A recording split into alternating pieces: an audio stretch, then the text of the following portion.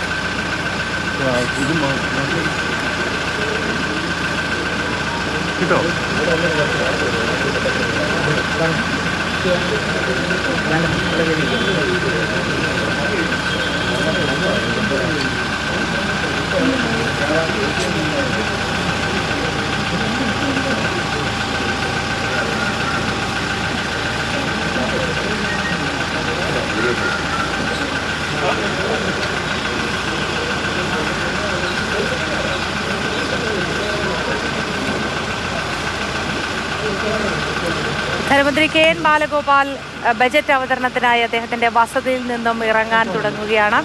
ആ ദൃശ്യങ്ങളാണ് പ്രേക്ഷകർ കാണുന്നത്.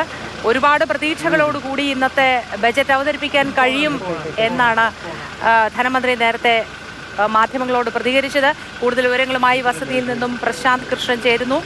പ്രശാന്ത്, എന്തൊക്കെ ആയിരിക്കും ഇന്നത്തെ ബജറ്റിൽ നമ്മൾ പ്രതീക്ഷിക്കുക? വളരെ പ്രതീക്ഷകളുമായി തന്നെയാണ് ധനമന്ത്രി ഇപ്പോൾ വസതിയിൽ നിന്നും ഇറങ്ങാൻ പോകുന്നത്, അല്ലേ?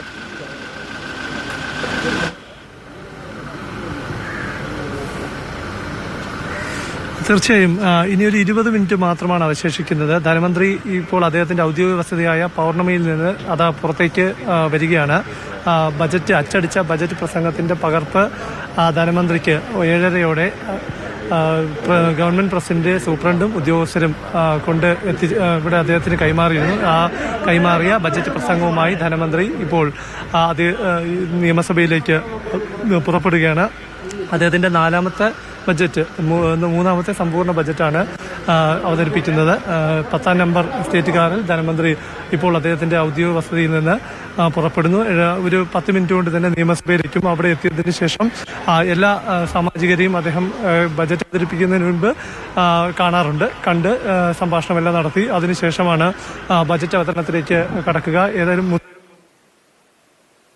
ധനവകുപ്പിലെയും നികുതി വകുപ്പിലെ ഉദ്യോഗസ്ഥർ ഇവിടെ ധനമന്ത്രിയുടെ ഔദ്യോഗിക വസതിയിലുണ്ട്. അവരും ധനമന്ത്രിയെ അനുഗമിക്കുന്നുണ്ട്. ധനമന്ത്രി ഇന്നിപ്പോൾ ബജറ്റ് പ്രസംഗം നടത്തുമ്പോൾ അദ്ദേഹത്തിന്റെ കുടുംബാംഗങ്ങൾ, ഒപ്പം തന്നെ സഹോദരൻ, സാമ്പത്തിക വിദഗ്ധൻ കൂടിയായ കെ.എൻ. ഹരിലാൽ അടക്കമുള്ളവർ ഗാലറിയിലുണ്ടാകും. വളരെ പ്രതിസന്ധി കാലത്ത് അവതരിപ്പിക്കുന്ന ബജറ്റ് എന്ന പ്രത്യേകത മാത്രമല്ല, ലോക്സഭാ തെരഞ്ഞെടുപ്പ് അടുത്തിരിക്കുന്ന അവസരത്തിൽ. ശരി പ്രശാന്ത്.